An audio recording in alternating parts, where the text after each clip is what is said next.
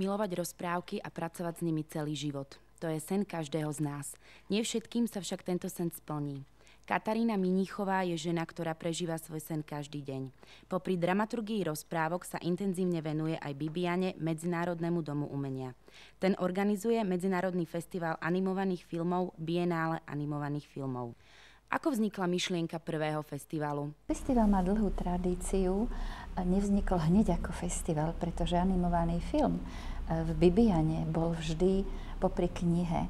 V Bibiane je známy festival, teda známe podujatie Biennále ilustrácií Bratislava, ktoré má už takmer 50 rokov. A Biennále animácie robilo také prehliadky filmov, ktoré vznikli podľa známych knižiek pre deti a boli to zväčša filmy, ktoré predstavujú kvalitnú výtvarnú zložku. Hej? Čiže išlo predovšetkým o tú ilustráciu, no z takého drobného podujatia, ktoré bolo sprievodným podujatím popri Biennále ilustrácií, sa potom sformoval festival, ktorý začal v roku 1991. Takže festival ako bienálny má vlastne 20 rokov.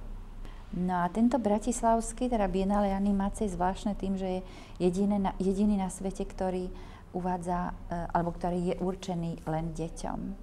Sú festivaly, ktoré uvádzajú predovšetkým tvorbu pre dospelých a tie deti tam majú takú ako drobné miesto, ale my sme hlavný prúd je teda pre deti.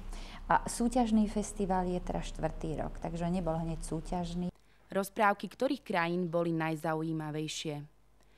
Maďarsko, Poľsko, Česká republika a Slovensko patria v tom svetovom, v celosvetovom pohľade medzi takú zvláštnu skupinu mimoriadne hodnotných, kvalitných filmov, kde je výtvarná kvalita, animačná, odkiaľ sú vlastne také tie najlepšie podnety, čo sa týka rozprávok, hej? Pretože v tej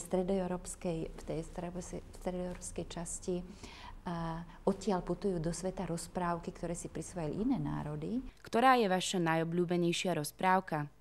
Ťažko povedať, že ktorá je najobľúbenejšia.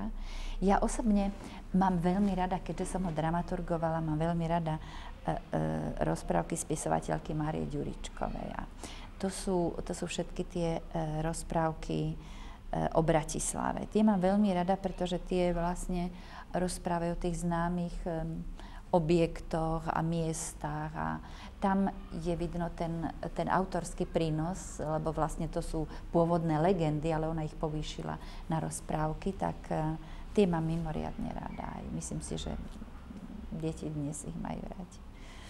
Zmenilo sa publikum po 10 rokoch? Deti sa menia, ale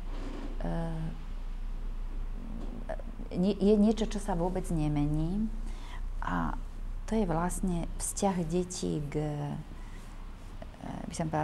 k rozprávke. Ten sa absolútne nemení.